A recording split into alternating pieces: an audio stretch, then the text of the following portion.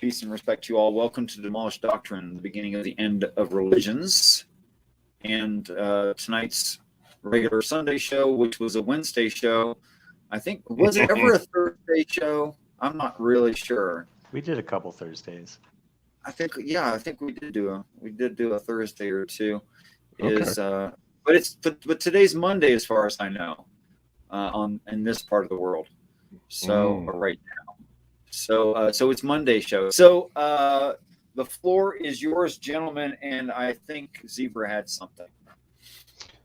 Yes, we were talking about threats to zebras, specifically lions, and the problem is that there is an important expression used in the Bible, the Lion of Judah, and Yes.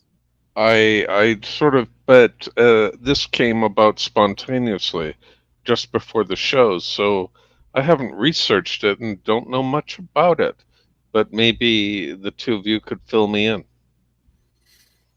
Do you have anything to start with, Mac, or do you want me to go ahead? Or I mean, it's interesting because I was hoping we could talk a little bit more about the old rascal, the devil, and in 1 Peter 5:8, he's described as a roaring lion, and I'm sure that that's different than the Lion of Judah. The Lion of Judah is always portrayed as basically the Christ figure, the Redeemer. okay. So go ahead and use your study guides, your definitions, and where it calls him a lion there, look up that word lion, and you're going to find that it means a lion's whelp or a young male lion. Okay? And the difference between a young male lion and an adult lion is a young male lion, because it's practicing to be an adult, it makes a lot of noise for no apparent reason. It shakes its head around. It roars for practice. So it's kind of like the idea of making meaningless actions. And when it says a lion's whelp, literally to shake its head as a lion's whelp. But then if you look at the Lion of Judah, it's a mature lion, which doesn't just talk trash and make a bunch of noise for no reason. It doesn't do that. It's pretty chill. It kills when it has to. It sleeps when it needs to. But it doesn't just go around making a bunch of noise. So there's actually two different words lion there. Of course, you're right. In the King James and other modern translations, both come out as lions. But in my coherent translation, I'm doing them as mature lion and lion's whelp. Something also odd is that I thought that Judah was distinct from Israel for so long. It was like the northern kingdom. Maybe I've got that wrong. And so there's the Lion of Judah, but the symbol for Jerusalem is also a lion. Yes, Jerusalem, although historical symbols people have adopted are not necessarily coherent with the Bible. Sometimes they are, but not every time. So the Lion of Judah, this is in the blessings of Israel on his 12 sons. It was worded something like, "And you will be a roaring lion." Okay. And yes, the tribe of Judah and also the Levites are a set apart people of the north. And then Jesus is of the tribe of Judah. That is, he's a set apart person of the north. it's Revelations 5:5. And one of the elders saith unto me, Weep not, behold, the Lion of the tribe of Judah, the root of David, hath prevailed to open the book and to loose the 7 seals thereof. Right on. That is, Jesus understands the Father enough to perfectly understand the Bible. Right. And the 7 seals are, of course, the 7 spirits of God that grow him, because he was not always like that. Apparently, he was a regular old dude at some point. Okay, so you'll notice in the Jesus story, Steve. Sorry, I didn't mean to give away your personal name, Zebra. That's okay. Okay. You'll notice in the Jesus story, he's like from 3 different places. You ever notice that? Oh, you mean Galilee is Bethlehem, and what's the third one? Well, it's worse than that. Bethlehem is in Galilee, but Oh, okay. he geographically and in the meanings of the words, it's a place in Galilee. Mm-hmm. But he is born into the tribe of Reuben and is of the tribe of Judah and is a Nazarene. And you're like, how can you be of 2 different tribes of Israel? Mm. And how can you be born in Bethlehem and be called a Nazarene? Right? Yeah. And you've thought about that. Almost everybody who has problems with the Bible has thought about it. What's up with that? So he's born here, but he's called this, and he's in this tribe, and he's in that other tribe, and what's all that about? Mm-hmm. So to be the Lion of Judah is to be the mature lion, and the lion representing power and righteousness, right? And then to be of the tribe of Reuben is this literal birth sign, the bull, Mm-hmm. which is Taurus, or sometime I think that's spring, right? Maybe late spring, early summer, something like that. And then that he is a Nazarene. Oh my gosh, I've lost the definition of Nazarene in my brain. I can't believe I did that. Aren't there 2 meanings for Nazarene? Sorry, there's keep only going. one meaning. Okay, so let's say that I went to North Carolina, and I found a town called Salem. Mm-hmm. Okay, what does Salem mean? Peace. Yeah, that's right. It's shalom. It means peace. Which one came first? The idea of shalom as peace, or the town of Salem? Well, the idea and the name in the case of the U.S. city. Right. Okay. So just because there are actual places named after ideas in the Bible, Mm-hmm. doesn't mean it's talking about those places at all. And that's a common thing that Christians espouse, but it literally doesn't mean that. Just like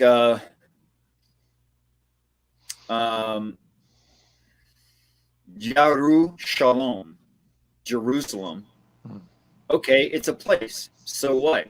It means the place founded in peace. Mm. Yaru, founded. Shalom, peacefully, or peace, or Sure. peacefully, or in peace. Okay, All right. depending on the context, how it's being used in that sentence. Okay, so Yaru Shalom is the place that God founded in peace. You know, when the people living in Jerusalem took Jerusalem, it wasn't with peace, and they No, that renamed doesn't it seem to apply Jerusalem. at all. It doesn't at all. It doesn't make any sense, in fact. It was actually taken by war. Right. It's not owned by the original settlers. It wasn't. It was named Yerushalayim after that. I mean, come on. It's not a town. He's not talking about a town in the text. He's really not. But he's talking about the place that God founded peacefully.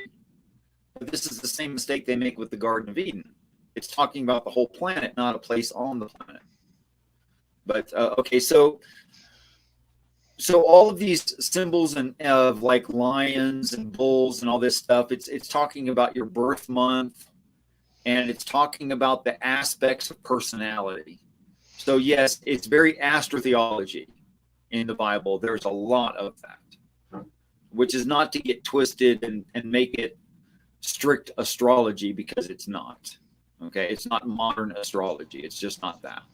Wikipedia links it to Ishtar, the goddess of fertility. Which word? Because Easter? no, just the concept of the Lion of Judah, which goes back to the Lion of Babylon. Right. They connect that, and then they say that it's been a popular, Near Eastern and Middle Eastern symbol, all the way back to the beginning of civilization. So Sure, the bull of heaven.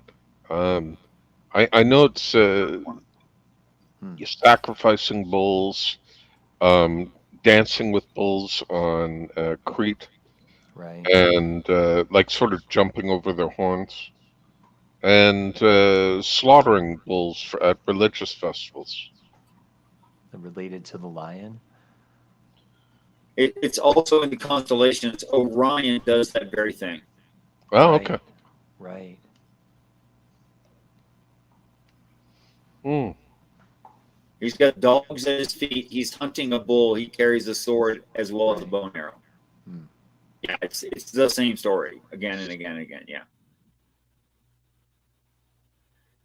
You could say easily that Orion has many of the same aspect, not Uno Pishlam, Enkidu. Right. Mm. The hero. He's the hero who does the slaying, Right. and he dies at the end of his story. Right. Yeah. And in some of the stories, he continues, he lives on again. He In becomes some of the stories, immortal. he stops living right there, and they stop the story. What's that? In many stories, he becomes immortal. For instance, Sure. he becomes a constellation in the sky, and becomes Right, Uh, that's immortal. immortal. Isn't he also a demigod? Yes, he is half god, half man. That's right. Mm. And there's the Not that that other doesn't sound familiar. symbol for Orion. I think that constellation was called the Seven Sisters. Trying to No, remember, but I can't remember the I think story. that's different. That's Cassiopeia. I this. think. Oh, well then, Yeah, okay. Cassiopeia, which the human eye can only pick out 5 stars of, which is why on the Subaru symbol they only use 5 stars, but that is Cassiopeia. Okay. Uh, Well, but with a decent don't come field to me for blast. certainty on these things. I want Although to talk you can about see, the human eye Cassiopeia. can see 7 with a simple monocular. You don't even need a real telescope. Oh, okay. It's 7, and Richard, do they map handily onto the 7 spirits? Do you know? Cassiopeia, Yeah. only once in the Bible does it talk about that, saying, "Can you loosen the bands thereof?" Hmm. Like move the stars? No, can you unlock the meanings? Unlock the meanings. Can you Oh, the loosen the Pleiades. bands? Commander Yes, the says Pleiades. the Pleiades. That's right. Yeah. Gotcha. Mm. So, the line of Judah, then. Any? That's where David came from, or supposedly the Christ. That's from the Pleiades, the 7 sisters. That's right. Jesus is supposed to be descended from King David. Right. That's correct. And in order to have that blood lineage, he has to have had Joseph as a dad, by the way. Which is odd. Right. No. It's just Well, when yes, she he is could have been the a. Holy Spirit, when she becomes pregnant with the Holy Ghost, that means she really believes in God. It doesn't mean she is pregnant because the Holy Ghost is making her with child. Oh. It does say you will be with child, you'll have a son, and his name shall be Emmanuel. Not that he's to be named that, but his name or his meaning in life, his name Mm. is God with us. It's the only time in the Bible he's called that at all, by the way. I thought it meant Emmanuel meant beloved by God. But do I have that wrong? Well, you can look at different translations and you can say, well, it means this kind of a thing. God with us. I always God with us is the way I prefer it. But I'll accept that definition. Okay. It's a more substantiated definition. Not that you're wrong. Okay. The kind of an interesting symbol, the lion, because if you had a religious symbol and it was some bird, you could see it as being associated with the divine very easily with the divine, because it's far above us and this sort of thing. It's in the heavens. But in this case, they choose a lion, which is something, of course, a rational person would fear terribly. And you'd be on the lookout for lions and that sort of thing. And lions would take from your flock very easily. I could say something I was going to say you could say, but that doesn't really make sense. I could say something like, well, the lion already has a natural corona, crown. Yes. What the word crown means is the corona of the sun. That's what it's referring to. And having an awareness of a time of danger or a potential that could very, very much harm you, like a lion in your presence. Remember the Sabbath. Just, rings a bell with me as being that same kind of an idea. Don't forget, one day I'm going to have end times. Don't forget that. Although it's part of the prophecy that people will start to doubt it. Right.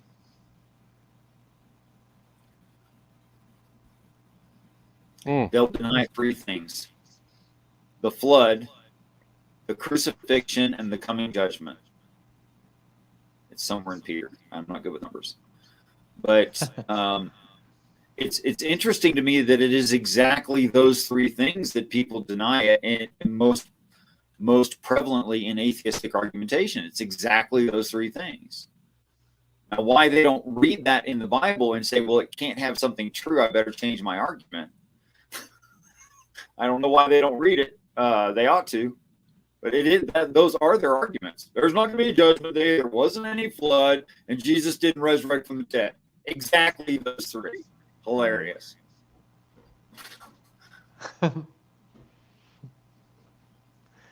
Well, but there's obviously floods occur, but the idea of a worldwide flood. But you already know what I think about the flood, right? Yeah, but I'm trying to remember. You've told us before. I know you have. Let me refresh your memory. Wait. Can I take this one? There are definitions for words, and then there's usages. People. Of words. Yes. Right. That's all I have to say. Apparently, it troubles itself to give four usages in the Bible. The usage for waters, not water. That can be something you and animals drink, right? Even plants drink water in the Bible. But when it says waters, that definition fits every time. In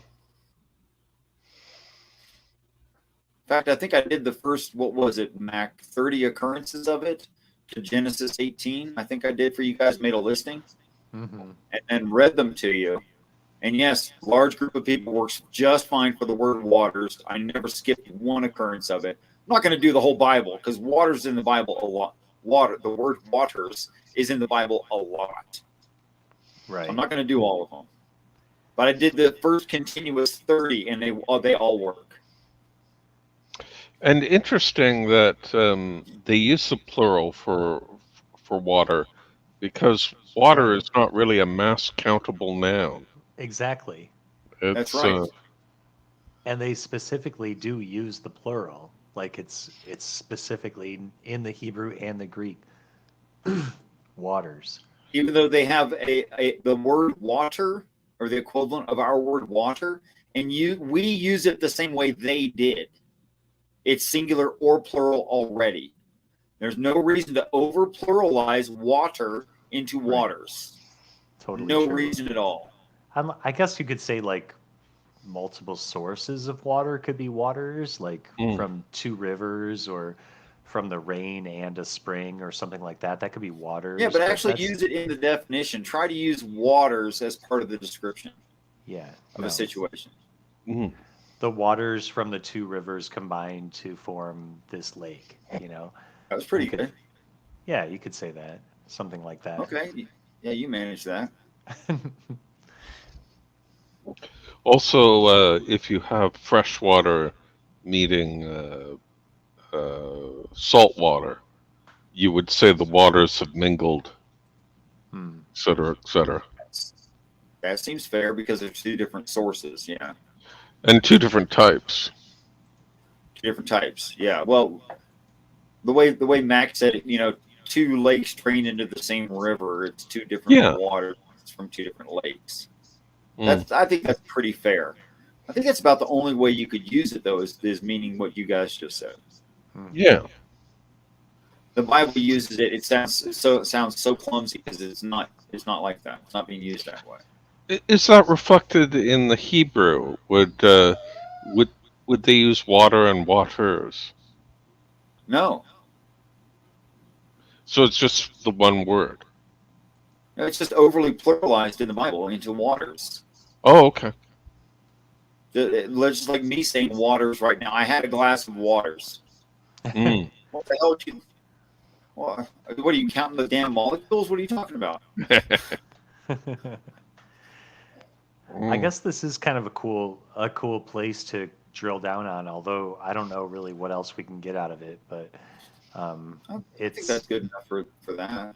Yeah, you know, I guess it's I don't know. I had something on my mind. Oh, sorry. Go ahead. Well, Mac started the show with he had something on his mind too that he wanted to get to eventually today. Oh well, then go, Mac, go.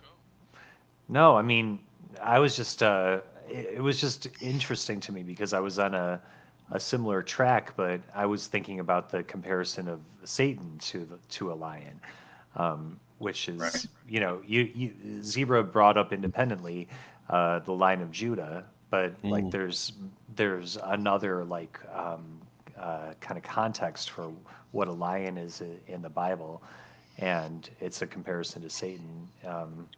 Really? So we kind of covered that when we talked about the roaring lion who doesn't have any real power. He's just making a bunch of noise.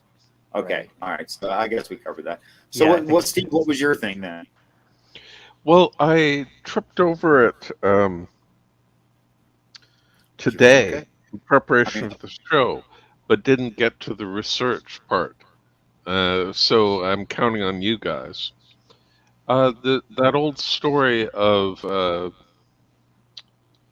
the great fish that swallowed Jonah.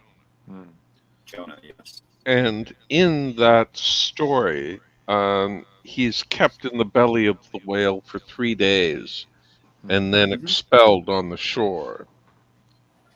And I remember someone mentioning this being paralleled with Jesus being dead for 3 days and then rising again. I mean, but doesn't seem like much of a stretch, right? I beg your pardon?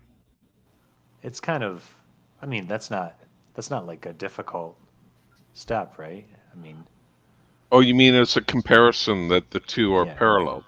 Yeah. I mean, there's enough in common that it sounds like the same story, right? I mean, just the 3 days alone makes you think about it.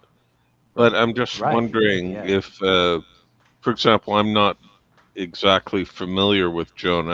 I don't recall reading the book of Jonah.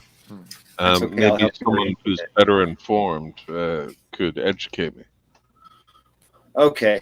Oh, poor Richard. One of the other usages. Yes. I'm fine. I love this. Oh, okay. I thought you were. You made it sound that like you were exhausted. Like, oh God, I have to talk about Jonah. I hate Jonah. No, I love Okay. talking about this. Okay, go Okay, ahead then. so I said earlier today in the show, there's only so many words where the Bible gives a definition for it, Mm-hmm. and vessel is one of them. It directly defines the meaning of the word vessel, not as a clay pot, not as a cooking or storage instrument, but as your body. As the real Steve is in the body of a zebra. But the zebra body is not Steve. That's two different things. So it's talking about the personality, the intrinsic traits of the person that have nothing to do with their physicality and or spirit. Okay. So it says your spirit is in a vessel. I just condensed a lot of it. That's not a direct line, I want you to know. Okay. I condensed a lot of it into a very short saying. Okay. So what the story of Jonah actually reads, let us bear in mind what waters is, according to the Bible, is that Jonah leaves from the presence of God and gets into a vessel. It doesn't say boat. It reads vessel. Okay? And on departing from God and getting into a vessel, there is a tumult on the waters when he does this. That is, there is a storm in the people. Or they're going through some hard times. Okay? And there's these attendants to the vessel. And there's trouble in the one who's asleep in the bottom of the vessel. Who is Jonah? Jonah is asleep in the bottom of the vessel. And there's a tumult on the waters. And there's a problem.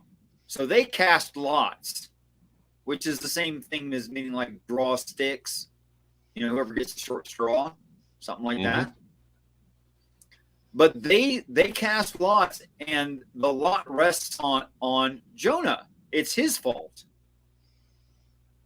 So they go and get the captain, because only the captain can wake Jonah. Seems like an odd rule, doesn't it? Yeah, it is. And the captain does wake Jonah, and the captain throws Jonah overboard out into the waters. And then after that, he's forced to do his mission for God. He's swallowed up by a great fish. He is in the belly of the fish for 3 days. No coincidence there.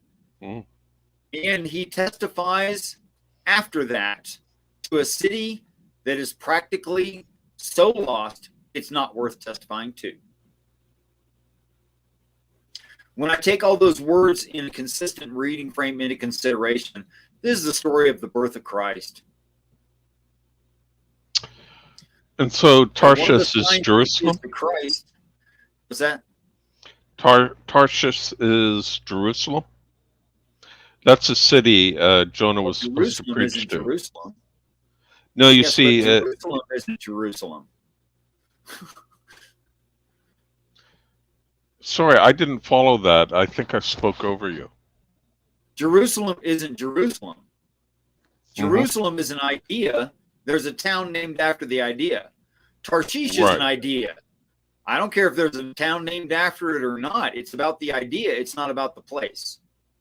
So, Mac, would you do us a favor and look up the definition of the word TRDR? Would you please? I'm sorry. Say the word one more time. Tarshish. I'll get the spelling and put it in the chat. I think in the English it's Tarshich or. Oh, I have an alternate spelling. S-H. Yes. Not great with spelling. Okay. Anyway, so it's talking about a kind of people, and it's talking about after he's out of that confinement of 3 days, i.e. the sepulcher, i.e. he's freaking dead. And when he's not dead, he finds himself for a short amount of time guarded under a blessing by God. That is the gourd that grows over his head and shades him. And he's actually kind of reluctant to testify to that city because of the kind of people that are there. But that would be in the last 40 days of end times. It's no wonder he's a little bit like, is this even worth it? They're not going to listen.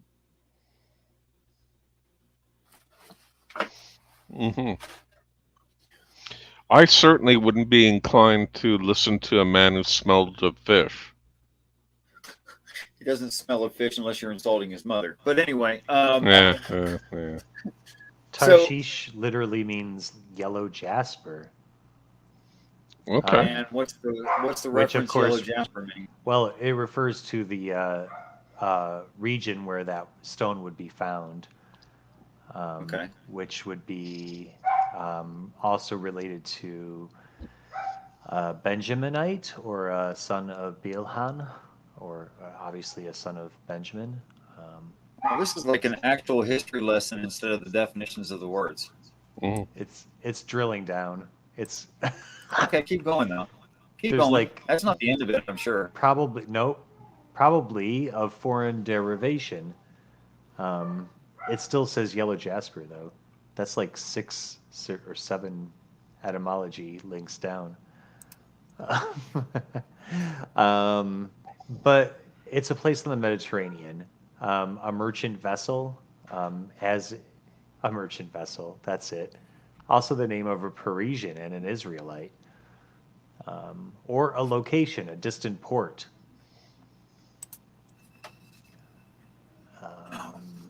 It's all over the Bible, actually, this Tarshish. Is it? Yeah. Oh, no kidding. Yeah, I was kind of surprised, too. Okay.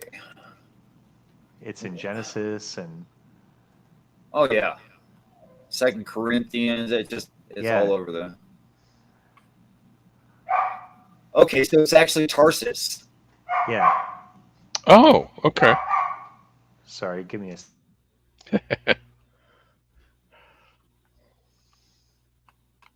I mean, in the English, we would say Tarsus. The any significance to Paul of Tarsus? Yes, I was just wondering Tarsus is going to mean the same thing. Okay. Wow, the region of the stone, or the reverse. Or the reverse. It's okay. It's a set. It's describing a set, and something is either inside or outside of the set. So you're either referring to the area that is Tarshish, right? Or every place that is not Tarshish. That is like really weird. It's a definitional dichotomy, and a set that defines it, and everything outside of that set is everything that is not that. So it's like following the law of identity, something like that. That's weird because, in a sense, it's a definition of absolutely everything. Because it's everything in and outside of the set. Either one, depending on how you're using it. And it's based in another word. I'm gonna follow where Mac just went. He went to strangle that yapping dog. I just did I typed that Tarshish into Blue Letter Bible and dove into the etymology of it. That's what I'm doing right now too. And maybe I'm just impatient. I didn't let you read enough and like go over this with me. So I'm just finding the same thing. It's just the way it's worded is tripping stuff in my brain. A gem, perhaps the topaz or beryl. Beryl, not like barrel on a gun, B-E-R-Y-L. The only problem with that is the topaz, classic topaz, is a blue-green, and classic beryl is the color of your kidneys. It's 2 very different colors. Yeah, that's gross. Yeah. They called it back then, they called it kidney stone, which is funny because we have something we call kidney stones too, which are not beryl in color. Okay, as the region of the stone, or the reverse again. I'm continuing to wait. This is not digging back. This is going in a circle.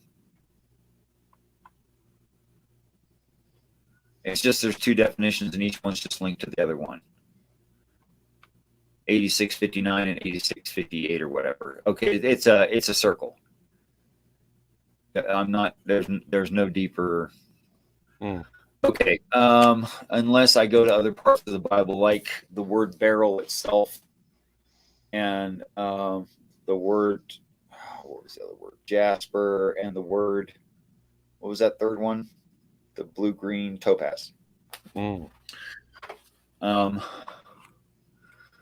on just a second.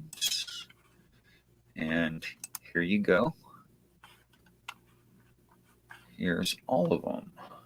All of those colors in stones is right here, chapter 21 of the book of Revelation. With that, what's the fuzz?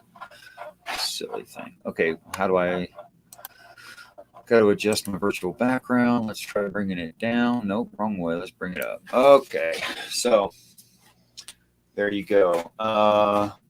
Topaz in color order is west by northwest position, that dark bluish green, and then beryl or kidney stone in the inner color order rainbow circle is at which position is that? That's it's Judah. How interesting. That's Judah's stone.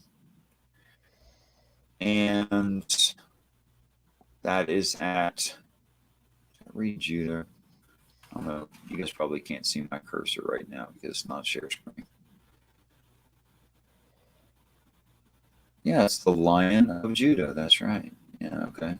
There we go. There we go. I knew it was going to hit again. The Lion of Judah came back? Yep. Yeah. Their flag is topaz.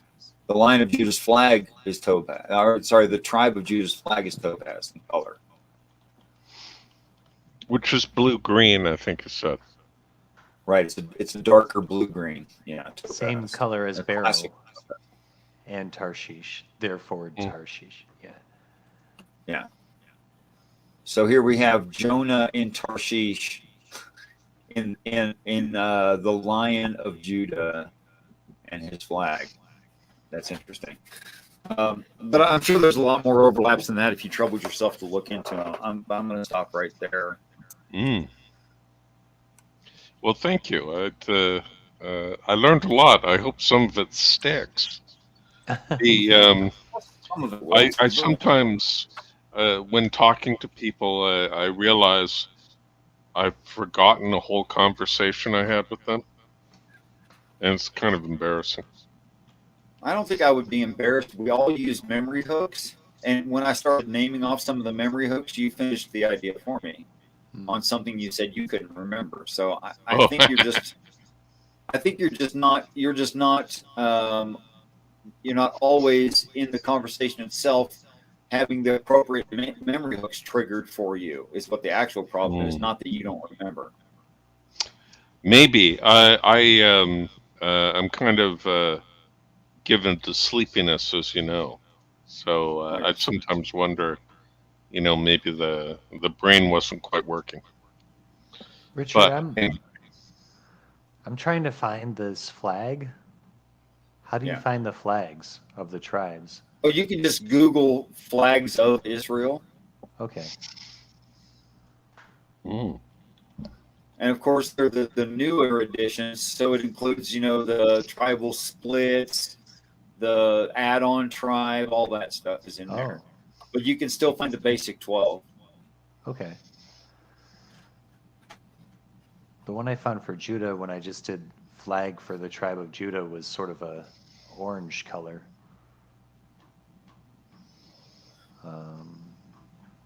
I think I have Israel the nation flags here. I'm not sure this is what I'm looking for. Well, some of those have been changed, but some of them are still traditional. Okay. I'll tell you one that was changed. Benjamin. Yeah. They took it from sardonyx to onyx because what men want a pink flag, so they made it black. Interesting. The sardonyx is a pink stone, but the other onyx is a black stone, so they changed it to onyx. But they didn't want a pink flag, I guess. But I guess not. yeah, cameos of the queen were made of sardonyx. A real man can accept a pink flag. That's what I'm saying. It was in fashion for quite a while for men to wear pink shirts. And I rock a salmon colored shirt once in a while. Go. Yeah. A dress shirt. Yeah, it's pink. Yeah, I think they look actually pretty good. Smashing. I look great in a pink polo, actually. Yeah. Mm-hmm. Very flattering. Because I'm red anyway, and it tones me down. Oh, okay. Oh, I found This is bad lighting. Oh, I'm actually this color. This is what color I really am. I'm the pinkest person I've ever met. There you go. It looks like I have blood pressure problems, except I don't. Pinko. I am a pinko. That's true. Yeah, yeah. Pink doesn't really go with my stripes, but, I'll wear it if I'm low on laundry. I understand. Mm-hmm. All right, I found it really good. I might actually cut and paste this link into the chat because I found a really good example of the tribes of Israel and their stones and symbols. Mm. It's somebody's blog, but it's a good complete pictures and descriptions of them. I actually had to go through quite a few renditions of that. But I did run across one I didn't have to alter that had the same stones colors as chapter 21 of the book of Revelation. Okay. And that's the one I used. Because I know those stones in that order have not been changed for over 1,000 years. So, right. Do the stones match the traditional birthstones that we know about? we don't use them as birthstones. We never have. Oh, dang. Now, the Jews have their own zodiac, and the Jews have their own birthstones. And I don't know if the Jews use them as birthstones or not. They might. Oh, I see the breastplate that we've seen in various depictions of high priests. Stones. The ephod of the Levite, where it has 12 different stones in it. Something like that, yeah. There's a picture of something like that on this blog. Mm-hmm. Now, there's a lot of overlap between that and our birthstones in Europe. What's that, Matt? Kind of looks like a Thanos gauntlet, you know? I don't know what that means. It's a Marvel movie reference. Thanos is the big bad guy, and he collects powerful stones to put into his glove. And when they're all in there, he's basically God. Okay, that doesn't seem like it would work. Yes. Well, not when you're coming up against the Avengers. Yeah, it doesn't work. It worked out all the other times. That's pretty funny. Avengers. That would include Thor and Hulk. That's the Avengers, right? Yeah. Okay. Yeah. Well, not to be confused with the X-Men. No. Okay. But no, not to be confused with them, but it's okay if you do. Could Batman show up? I'm trying to figure this out. Yeah. Not with in the an current Avengers copyright movie, could laws. Batman show up? No. Is that possible? Unless No, he can't. Okay. Unless Marvel ends up buying DC. Right. And then they now you stop that. That's not going to actually help me. I'm trying to get this straight, man. That's not going to help. Just ruin the whole foundational how you know which one's which. That was great. Back in the day, Yeah. Captain America and Batman could have met, but right now they're owned by different companies that don't get along, so it's not likely. Oh, Captain America and Batman could have met originally. Okay, Right. so I do have that right. Definitely. Okay. All right. They definitely did at some point. Oh my god. I don't know. Loaded. There's a comic book writer named Grant Morrison that he wrote a book, a nonfiction book called, I think it was called something like The New Gods, which talks about how like comic book characters can be understood as like classic representations of our ideas of deity, and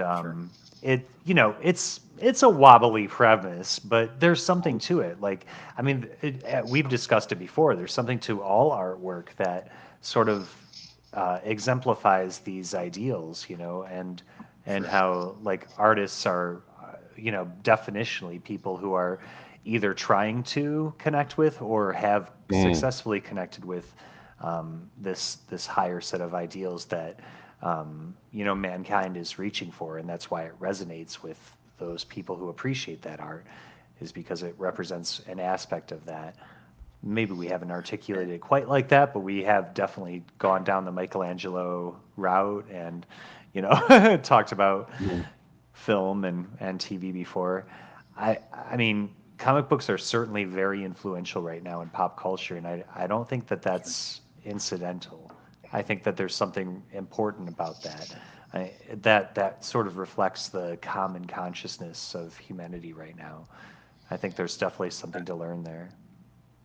I've heard a lot of artists say they didn't know why they were doing a piece of work or why they did it. They didn't know why, but they just felt moved to do that certain thing. And so, oftentimes it's some of the better stuff that they don't even know why they did it. They just felt inspired to do it. Mm-hmm. Yeah, I think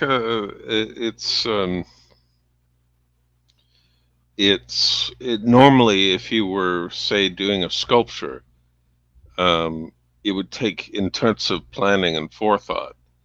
But what if you turn off that planning and just let it flow, whether it's a sculpture or a painting, and you might end up with something very interesting, and you free yourself from the burdens of trying to follow form. So you end up with as beautiful as, for example, form poetry, like a Shakespearean sonnet can be. You can end up with something. You can end up with a blank verse poem, which might be equally beautiful. The question becomes, where does that information that's behind that art, where does that come from? When we open ourselves up like that, where what are we accessing? Well, the Greeks thought it was a god. When we use the word inspiration, the Greeks actually thought that the god entered the individual and caused him to create something beautiful.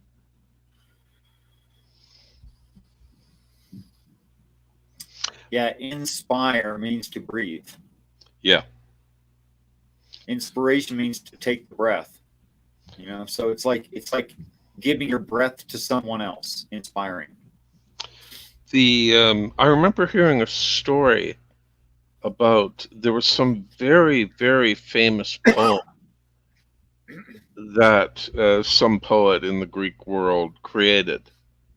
And he had done nothing notable before and nothing notable since, but everybody knew this poem and loved it. And it was thought that he was inspired when he wrote it, and not much has come afterwards. Right. Which I thought was interesting. Or what we call one-hit wonders. Yes. The artist obviously had no real skill or talent. Nobody liked what they were doing except for that one thing. I remember somebody, mocked a one-hit wonder band. Said, "Oh, you only got one hit. You're a one-hit wonder." And they said, "I've got one more than you have." Fact. Mm-hmm. I mean, I don't have a viral video. You know what I'm saying? Not Mm. one of them. But Praise I Am does. Does he? Oh, really? Oh yeah, that's why he is talked about at all. It's because he got one viral video years ago. I What didn't know video was that? I don't know. I have not watched it. I'm not interested. It's probably, in my opinion, it's probably absolutely horrible. I'll tell you something else that's absolutely horrible that I see in art today that really, really I find troublesome. Let's Oh. hear it. There is nowhere to be found, and I'll say probably in the last 40 years or maybe more, an alien invasion movie where the aliens try to help us in any way. Hmm. That's true. Every alien is bad. Mm. When was the last good alien? E.T.? Oh, there's You know what I'm one. And in that case, we were the bad aliens. Right. Yeah, we were the bad aliens in that one, yeah. Mm-hmm. Interesting. There was First time I've also... looked at sorry, go ahead. Oh, I was just going to mention Forbidden Planet because I love that movie. I never heard of that. Oh, you've got to look it up. Forbidden Planet was made in the 1950s. It was sort of an early color film, Okay. and it was actually a big budget science fiction film. Hmm. And they actually made it to make it look beautiful and breathtaking.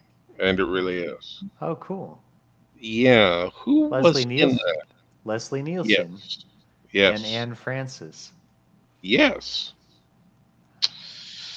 And Okay. with who else was it? Anyway, it has the first appearance of Robbie the Robot, who's great.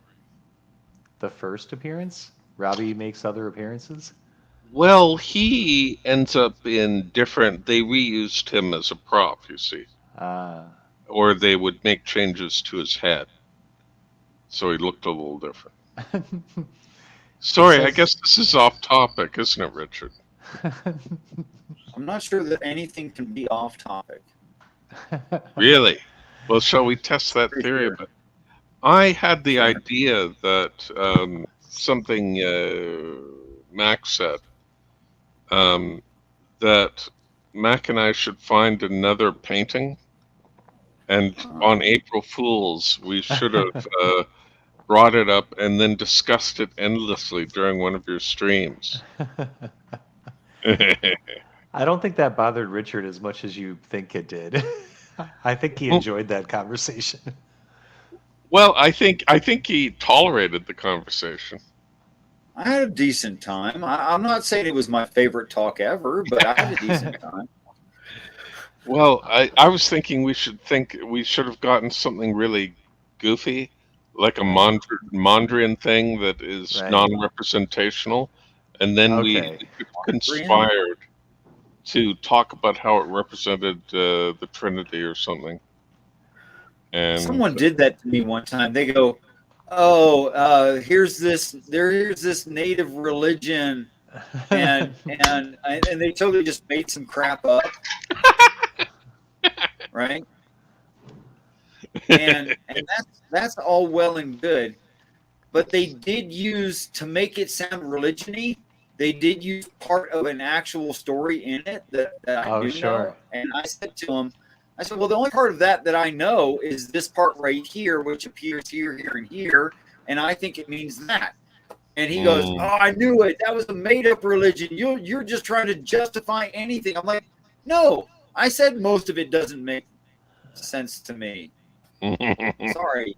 Not only the part that he copied from other religions did, but that part totally stood out to me. The rest of it, I thought, I don't know what you're talking about. You know, so funny. It's so funny when people test you and you pass the test and then they claim you fail. I think that's hilarious. By the way, Commander. Sorry, go ahead. No, address Commander. I think Commander's been Yeah, neglected like long how enough. prolific today. And apparently Yeah. he knows how to cut gemstones. Oh, Oh, interesting. Yeah, which is not easy to do. Holy jumping. it's very cool. I was just going to say that the other day we were talking about just sort of off topic. We were talking about the sort of synchronization between, um, the artistic world and sort of the inspiration kind of level of consciousness, where God is speaking to us. We were talking about that in the context of Michelangelo. This was like several conversations back. It was before the whole analyzing the picture, analyzing the painting thing, but it's what led to that. And I'm Mm. still sort of stuck on that because for me what happens is now every time I come across a picture or a work of art, a song, or especially gospel songs, like this message, that this understanding, this reading frame of Richard's comes through, and I often wonder, like, how much of it is just like, yeah, whenever you read something, there is an imposition of your bias on what Of you course. read. Um, so I wonder how much of it is me looking for that. But I also think, like, the people who are performing those songs, or maybe even painting those pictures or writing those stories, they're not aware of it either. Like, they're not aware of what they're really saying, but what's, Oh, when you adopt Richard's reading frame, Mm. to not just to the Bible, not just to like spiritual matters, but just to the nature of reality in general, you get this really interesting harmony with a lot of examples of high art. Um, I feel like I should ground this now in a specific example. Um, but like I've been taking a deep dive into this group, Playing for Change, who I shared with Richard the other night. This is an organization that does musical numbers where they do collaborations with people around the planet, Mm. and they do popular songs, but in the context of this effort, to connect people, say in Italy with people in Ghana, so that they're playing the same song at the same time as somebody in San Francisco and somebody in New Orleans, and they're all playing the same song, and then the song that they choose is "Get Up, Stand Up," or it's "The Weight," by the band, like "Take a Load Off Fanny." Mm. I guess what I'm saying is, like, because of the way it's being performed, the context takes on a new meaning. It takes on a deeper meaning that I just like. I've been experiencing as like the world lifting up its voice to the Lord, and everything like in that context means something different. Like I think "Let It Be" becomes something different. I think "The Weight" becomes something different. I think, thank you, Richard. Thanks for linking that. I think these songs can be really like transcendent, if nothing else. But if you want, they all seem to apply. Like these unifying, like beautiful communal efforts seem to apply to this idea that God is coming, and when we agree with God, when we agree and reconcile with the truth of God, we will achieve liberation. This seems to be a common, like, bass note throughout so much art, and definitely throughout so much yeah. hopeful art, like the art that's specifically geared towards hope and joy and positivity.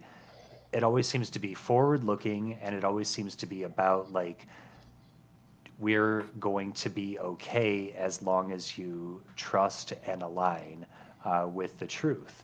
And And so, like, even like "Don't Worry, Be Happy" or "Three Little Birds" becomes like a meditation on that same idea. I don't know. Like, I'm finding confirmation in places where otherwise you should You wouldn't find expect it, contradictions. Exactly. Yeah. right? Exactly. I'll tell you what, and don't try going to church. Mm. Don't don't try that with this view. It's been on my mind, Um, Richard. I've been thinking about it. I've been eyeballing this church down the road from me. They've got good signs out front. let me warn you. Let me warn you about something. You know, it would be an interesting experiment, but it's better that I just say it. It'd be an interesting experiment to say, okay, I'm going to tell this to Zebra off air with you not around, and let's see if Mac experiences the same thing. But here's what happened with me with this reading frame. I went to churches, and I heard preachers read from the Bible. And the first thing I noticed is they were putting the accents on the wrong words. They were emphasizing like the important idea was the unimportant idea. They had it backward. And then I would laugh at certain parts that are humorous, and nobody was laughing. I'd be like the only one laughing in the church during. Oh wow, that Kind of a that makes them uncomfortable. Yes. Yeah, it makes them uncomfortable. Yeah, and they think there might be something wrong with you. Yeah. I'll give you an example of a good joke in the Bible. The town that and this is wordplay, and this only works in English from the Hebrew. The town that Goliath is from is Gath. That makes him the Gath giant. The what There's giant? something we call the Gath giant. Okay. See, it sounds like I'm saying the gas giant, but I have a lisp. That's funny to me. I mean, I think it's funny. If I actually had a lisp, I might not think it was funny. Fair. Or maybe it makes it's like homosexual people when they're making fun of being homosexuals and they overdo the lisp thing. Sounds something like that. Yeah. I had a strange thing happen like that. I was in grade 10 at Assumption High School, which is, of course, a Catholic high school. Mm-hmm. And we were having Really? our religion. Yes. And it was, we were in our religion class, which you were required to take and actually counted as a course. In the province's curriculum, but it wasn't really much of a course. And as we were talking, there was this girl who was sitting sort of close to the teacher's desk, but her desk had her back completely to him. And it was an unusual arrangement because of the fact it was used as a lunchroom, and the desks were actually shared by. There were actually tables, and there were 5 or 6 people at each one. And so the teacher is talking about this, that, and the other, and then he references Jesus's mother, Mary, blah blah blah blah, Mary, and the girl whose back is to him, her name is Mary, and she's sort of startled, and she thinks she's missed something, and says, "Oh, sorry, were you talking to me?" She did. And yes, and he leans forward and says, "No, we were talking about the Virgin Mary." Oh, that's funny. Oh, and I burst out laughing, and I was the only one. He didn't mean it that way, though, did he? Well, then he looked at me with a look of panic in his eyes, realizing he'd really screwed up. Because he suggested that this girl in grade 10 This other Mary is not a virgin. Apparently, he just outright said it. Exactly. And I don't know if he was trying to imply that or not, but it was goddamn funny. And I was the only one who laughed. Those I mean, situations make you feel you like you're an alien. you could definitely read that as, no, we're talking about the Virgin Mary, you trollop. Yeah. Yes, yes, What? exactly. I'm sure he didn't mean to say it that way. There's no mistaking you for the Virgin Mary. Yeah. Yeah. How did you ever think we were talking about you? But she did miss something. She didn't know what he was talking about. She didn't know the Yes, topic at exactly. hand, apparently. But these religion classes were quite. Um, they Irreligious? didn't even count as a talking shop, really. Oh. But anyway, there you have it.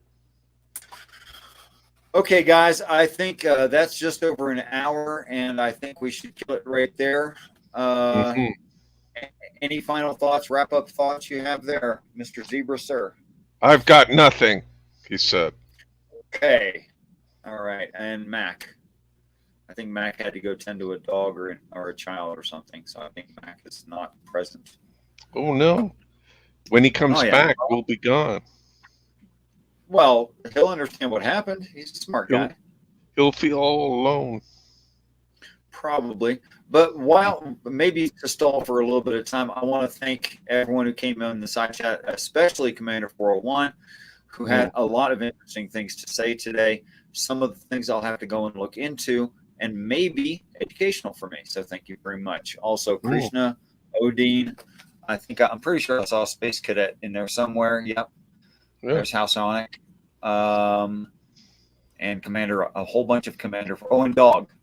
If you're still listening, the great Pope Dog.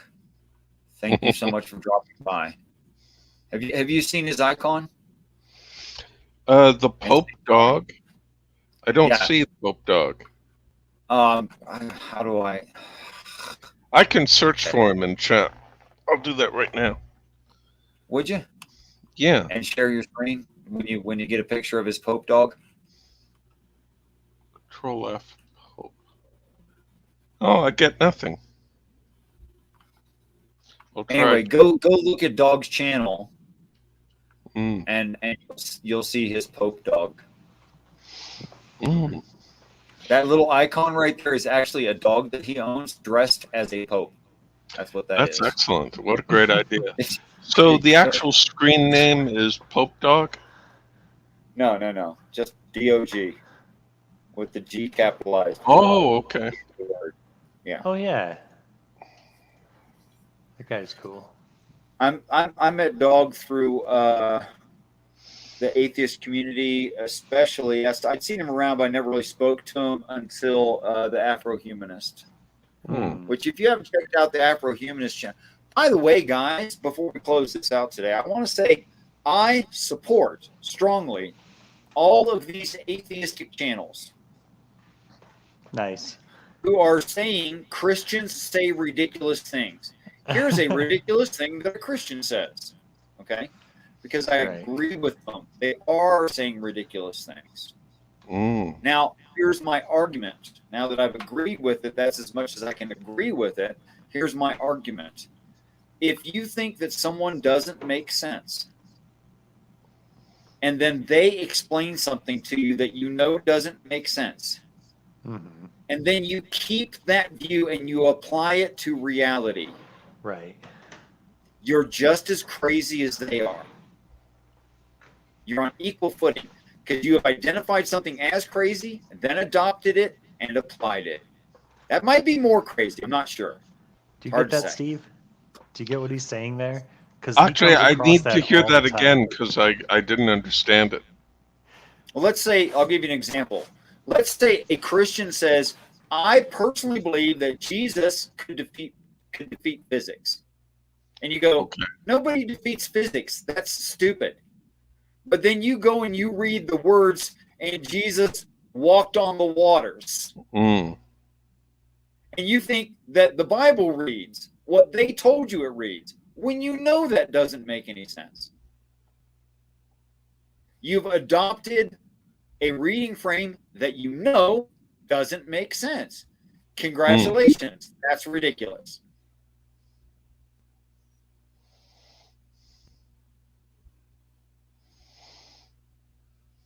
I mean, and it's just blatant. It's like in your face ridiculous. Mm. It's like if I hired a math tutor to teach me math, then I find out they're bad at it. When I go to test, I do really poorly on the test, and I followed what the guy was telling me. Mm-hmm. So I fire him as a math teacher, but I keep the math. Right. What the hell just happened there? I keep using the math from a bad math teacher. Makes no sense. It's weird that the critics of Christianity and of the doctrines of Christianity and the doctrines derived from the Bibles, it's weird that those critics continue to criticize, the ideas based on those doctrines, based on that interpretation. Right. Like, if an alternative interpretation is presented, why isn't that like readily evaluated on its own? Why is it only evaluated within, the context of the previous debunked understanding?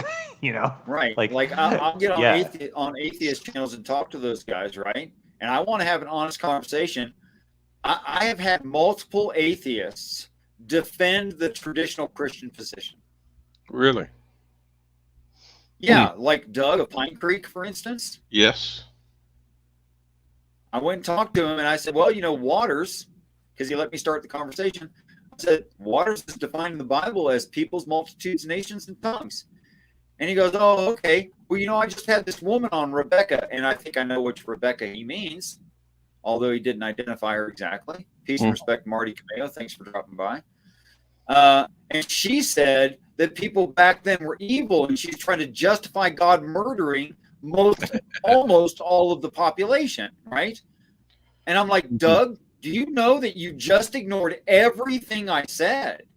I didn't say that because I don't want to be rude, But I said, well, that's fine. But I'm not defending that, and it defeats the position that I hold, which is definitionally correct, which definition I just gave you. But can he hear that? No, he can't. Yeah, if they're interacting with a Bible believer, then they're interacting with a Christian as they understand a Christian to be. This is actually even problematic, on smaller scales. It's not just you. I mean, there's a reductionistic approach to the criticisms that doesn't account for, people like me. I consider myself a Christian, and I don't buy into everything you say because I haven't been convinced of everything you say. And, but I'm also I'm not comfortable with the logical contradictions in the Bible. I'm not, I don't believe in irrational things as far as I can. And, come on, I don't belong in that box. I don't belong just because I identify as a Christian or as a theist or whatever. That doesn't, it's not fair to say that that automatically puts me into a place where I believe, things that mainstream Christianity teaches, and I don't. And it's bad. It's like if you say I'm a student of the Bible, you could get a response like, well, that donkeys don't actually have the right vocal cords to speak. Right. You can get a response like that. Like That's they absolutely think true. You have to think what Christians have told them it means. When the Christian makes no sense to them, and yet they keep repeating stuff that makes no sense to them. I don't. Yeah, there's also the element of, for example, if you were talking to someone while playing Dungeons and Dragons with them, and then tried to argue that dragons didn't exist, there's just not a lot of point to that. There is. That's really true. Yeah, and because while you're in that game, dragons do exist. Yes, they do. The definition of a noun is a person, place, thing, or idea. Ideas are things. They're real things. May I say goodnight? I am losing altitude. That's okay. We all are. That's except maybe Mac. At least I definitely have lost a lot of altitude. I took a nap today. I feel good, but that's well. Okay. Mac is obviously high. I mean, that's Mac, he hasn't lost his altitude. He must be high. Okay, so that just logically follows. But peace and respect to you all. Thanks for coming by, everybody in the chat. And gentlemen, as always, it wouldn't be this show without you two, that's for sure. I'm sure of that. And I appreciate you both very, very deeply. Likewise, all right, guys. Richard. Till next Thanks. time. Here. Thanks, Zebra. It's been real. Till next time, I want you all to know that I very much look forward to the day that we're all great friends. Till then. Good night, sir. Good night, sir.